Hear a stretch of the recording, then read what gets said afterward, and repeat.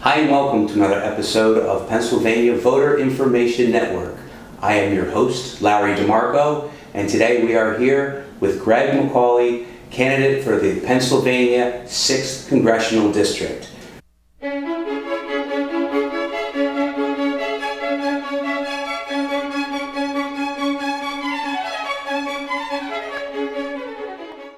Welcome to PA Voter Information Network. This is Larry DeMarco, your host. Do you watch my YouTube channel but haven't subscribed yet?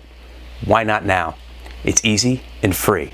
Just click the red button and the bell right beside it, and you will be notified of all new content. Greg is a tax attorney, small business owner, and he's been married for 33 years to Maureen. He has 4 children, 4 boys, Greg, Michael, Liam, and Aidan, and 1 daughter-in-law, Samantha, and 2 dogs.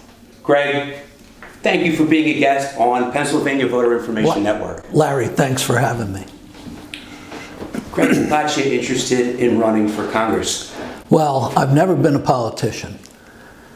And sitting in my office and watching what is happening and has been happening in the past decade, I've seen the economy stifle, and I just want to bring back the American dream for our kids. I want to work on it. Greg, unfortunately, there's a lot of work to be done with all that chaos going on in Washington. Thanks for your sacrifice in being a candidate. Thank you. So tell us about your law practice.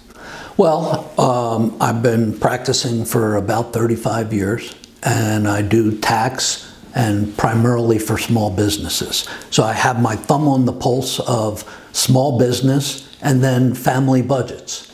You're also a successful businessman. Can you share a little bit about that? Well, I've been involved in several businesses over the years. I've helped Coldy's come to market. I've helped other companies. And I've been a Wendy's franchisee and a licensee of other businesses.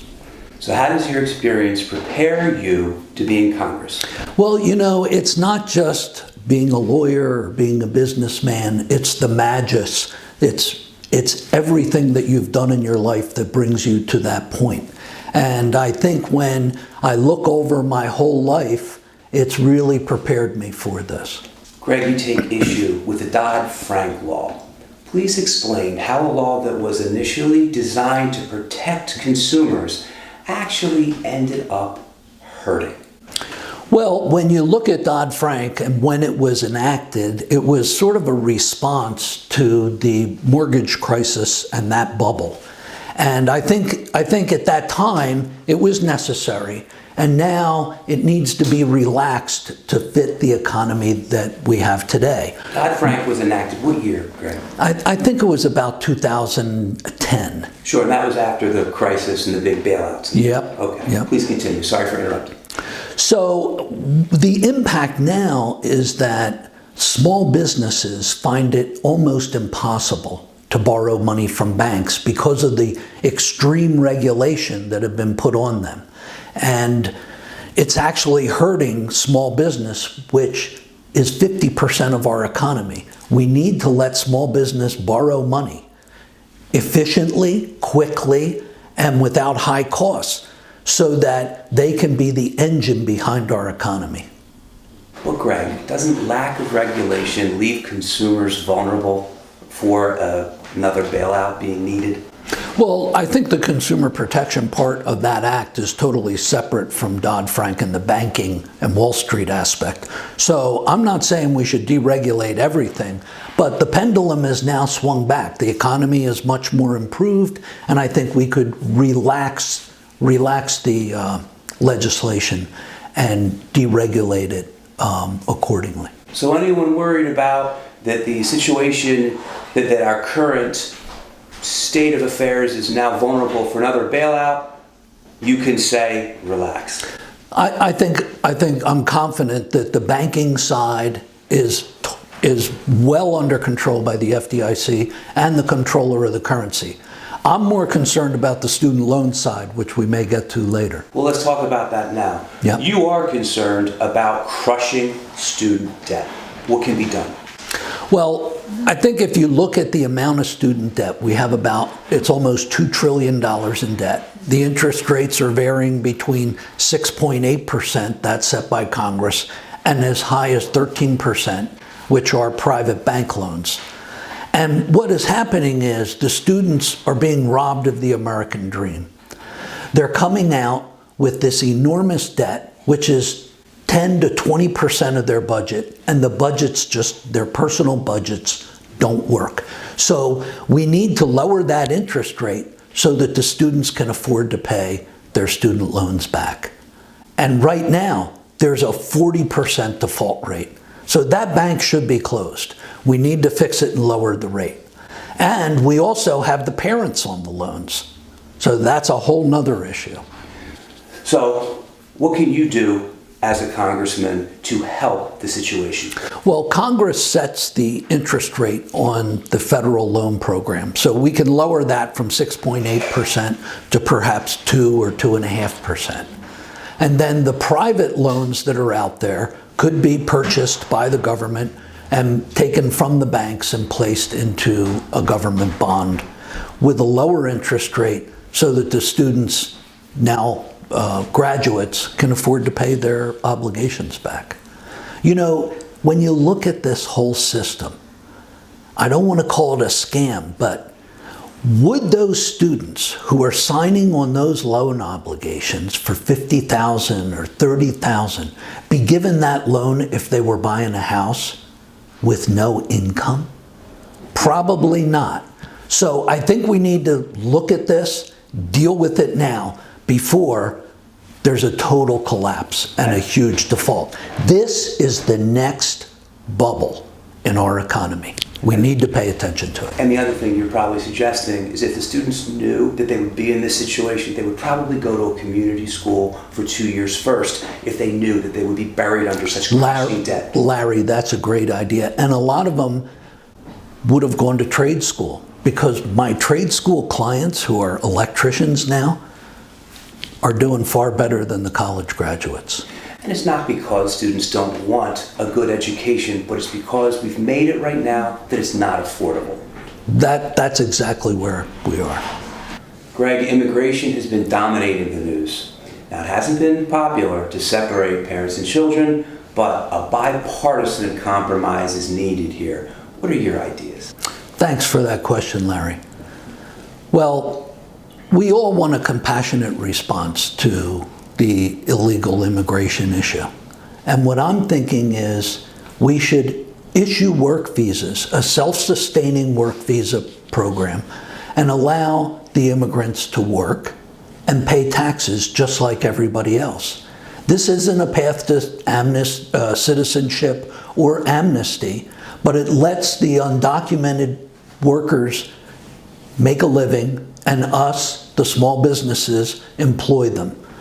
And we can then worry about the immigration side of the issue.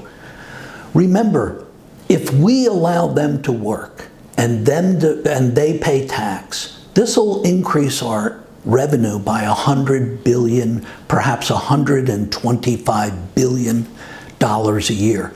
This will help save Medicare, Medicaid, and Social Security. So this will be a big help to our economy. So where are you on the borders right now? Larry, I think the borders have to be secure.